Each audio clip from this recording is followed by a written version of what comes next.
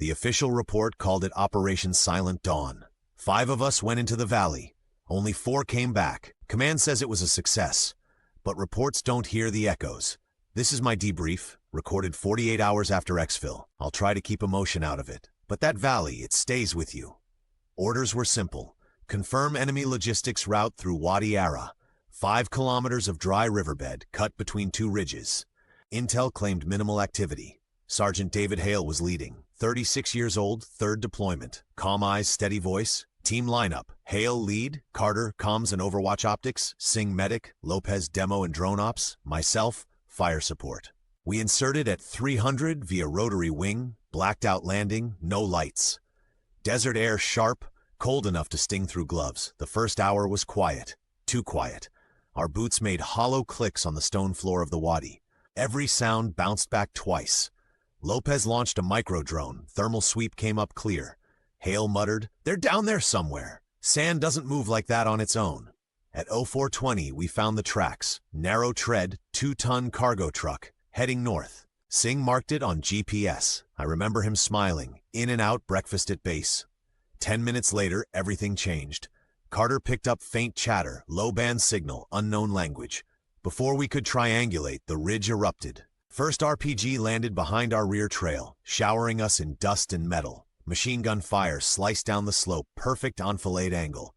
Hale's voice cut through the comms. "Contact East Ridge, cover and smoke." We dove for the rocks. Bullets chewed the stone inches from my face. I remember the heat, like standing in front of an open furnace, except the fire moved. Singh took a round to his plate, staggered but stayed in it. Lopez dragged him behind cover. I returned fire blind just to keep heads down. Carter tried calling Falcon Base, nothing. Static, jamming confirmed. Hale switched frequencies, shouted coordinates, still dead air. The enemy was disciplined. They'd studied us, knew our response time, knew the choke points. We were boxed in on 3 sides. Lopez suggested collapsing the ridge with sea charges. Hale refused. "We don't blow terrain unless we know what's under it." Singh patched himself up, calm as ever, blood soaking his sleeve. It was 5:20 when the second RPG hit. Close. Real close. Hale ordered a split maneuver. Carter and he would move Singh through the dry gully west. Lopez and I would circle south, draw attention. We argued he didn't. He just said, "You know your job, make it count." We broke at the smoke signal. Lopez threw white phosphorus. It billowed like ghosts over the sand. We ran gunfire tracking us. Lopez went down halfway, shoulder hit. He waved me on. I reached the ridge, laid suppressive bursts, buying them time. The valley turned red in the morning sun. And through it all, I could hear Hale's rifle, steady, methodical, 1 round every 2 seconds. Then, silence. Air support finally broke through at 0610. 2 rotors inbound, fast. By the time they arrived, the ridge was quiet. We found Carter and Singh near the extraction zone, both alive. No sign of Hale.